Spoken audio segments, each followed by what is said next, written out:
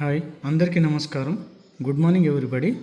ఈరోజు పాఠశాలలో చదివే పిల్లల యొక్క కులాలు, ఉపకులాలు, caste and sub caste update చేయడం ఎలా ఈ వీడియోలో మనం తెలుసుకుందాం. ఫస్ట్ మొదట గూగుల్ క్రోమ్లోకి వెళ్ళాలి.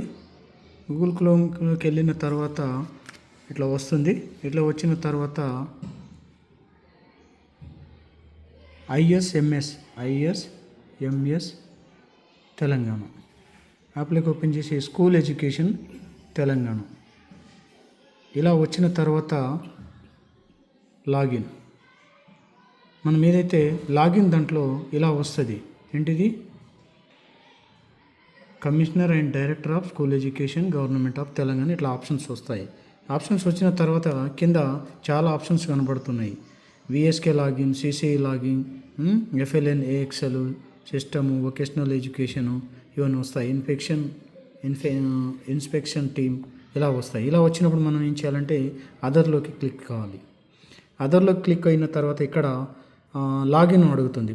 User ID, password. User ID అనేది మీరు ఆల్రెడీ పెట్టుకొని ఉంటారు. User ID school UDISE code ఉంటుంది. అలాగే పాస్వర్డ్ మనం ఇదివరకే క్రియేట్ చేసి ఉన్నాం కాబట్టి పాస్వర్డ్ ఎంటర్ చేయాలి. నేను ఆల్రెడీ ఇక్కడ సేవ్ చేసి ఉన్నాను కాబట్టి అట్లా చూపిస్తుంది. ఎంటర్ చేసిన తర్వాత ఇక్కడ కింద క్యాప్చా ఎంటర్ చేయాలి. ఏముంది? 11231 ఇలా చేయగానే మనకు సబ్మిట్ ఓపెన్ అయింది.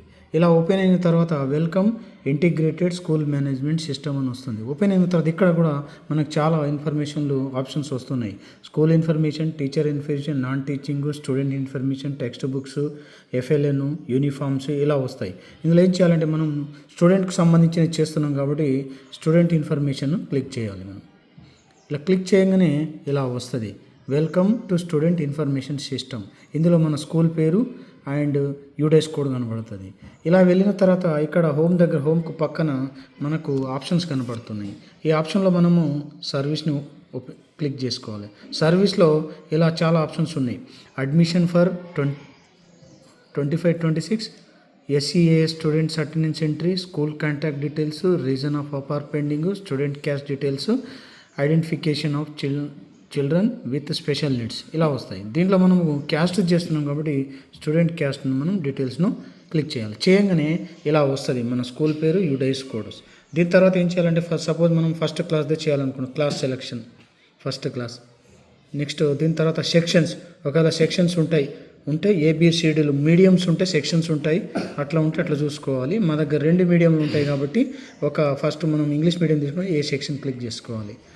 ఏ సెక్షన్ క్లిక్ చేసిన తర్వాత ఇక్కడ స్టూడెంట్ లిస్టులో మనం ఎవరిది తీసుకోవాలి. ఇక్కడ మన పిల్లలు ఫస్ట్ క్లాస్లో ఉన్న పిల్లలందరి నేమ్స్ ఎట్లా డిస్ప్లే అవుతాయి. ఇందులోకి వెళ్ళి మనం ఫస్ట్ క్యాండిడేట్ ఒక పిల్లాడిని మనము సెలెక్ట్ చేసుకున్నాం. ఏముంది? కొండలవాడి అర్జున్ అనే పిల్లాడిని మనం సెలెక్ట్ చేసుకున్న తర్వాత ఇక్కడ కిందికి రండి. క్యాస్ట్లో ఆ పిల్లాడి క్యాస్ట్ ఏంటిది? బీసీ అనుకుందాం. బీసీ క్లిక్ చేసినాం. తర్వాత పిల్లాడి యొక్క సబ్ క్యాస్ట్ అడుగుతున్నాం. సబ్ క్యాస్ట్ అంటే అలా ఇంకో క్యాస్ట్ ఉంటుంది కాబట్టి దాన్ని బట్టి ఏబిసిడిఈ అని చేయడం జరిగింది. ఒకవేళ ఇందులో బీసీ ఉన్నది, ఇలా సబ్ క్యాస్ట్ తెలియదు అంటే మనం ఏం చేయాలంటే ఖచ్చితంగా మనం తెలుసుకొని ఆ క్యాస్ట్ ఏలో వస్తుందా, బీలో వస్తుందా, సిలో వస్తుందా మనం కన్ఫర్మేషన్ తీసుకున్న తర్వాతనే మనం అలా సబ్ క్యాస్ట్ ఎంట్రీ చేయాలి. ఇప్పుడు నా దగ్గర పిల్లాడి పేరు సపోజ్ బీసీ గుండ్ల అని ఉంది. ఈ గుండ్ల అంటే ఎందులో వస్తుందంటే ఏలో వస్తుందని మనం డిసైడ్ అయినాం. ఏలో వచ్చిన తర్వాత ఏ సబ్జెక్ట్ తర్వాత నెక్స్ట్ క్యాస్ట్ నేమ్ అడుగుతున్నాడు. క్యాస్ట్ నేమ్ ఏంటిది? మనకు గుండ్ల అన్నాడు కాబట్టి ఇక్కడ మనము గుండ్ల అనేది మనకు ఇందులో ఉన్నదా లేదా ఒకసారి చూసుకోవాలి. ఒకసారి గుండ్ల అని ఉంది. GOONDELA గుండ్ల అని వచ్చింది. రైట్ చేసిన తర్వాత whether students belong to other state.